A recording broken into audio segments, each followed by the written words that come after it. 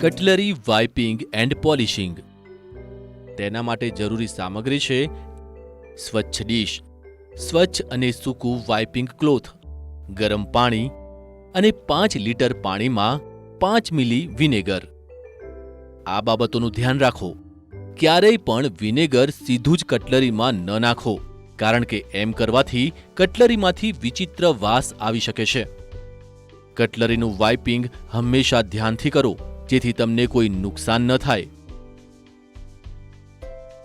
તો ચાલો હવે કટલરીના વાઇપિંગની પ્રક્રિયા જાણીએ. સૌથી પહેલા બેસિન અથવા ડીશમાં ગરમ પાણી અથવા નવશેકું પાણી લો. તેમાં 5 મિલી વિનેગર નાખો. તમામ કટલરીને પાણીમાં ડૂબાડી દો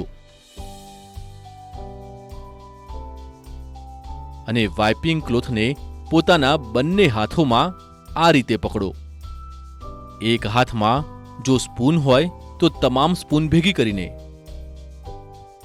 છરી હોય તો તમામ છરીઓને આ રીતે પકડો. વાઇપિંગ ક્લોથના બીજા છેડેથી વારાફરતી આવી રીતે ઉપરથી નીચે વાઇપ કરો.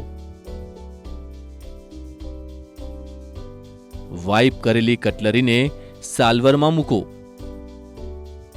ધ્યાન રાખો કે સાલ્વર સાફ હોવું જોઈએ. વાઇપ કરેલી કટલરીને અલગ અલગ મૂકો.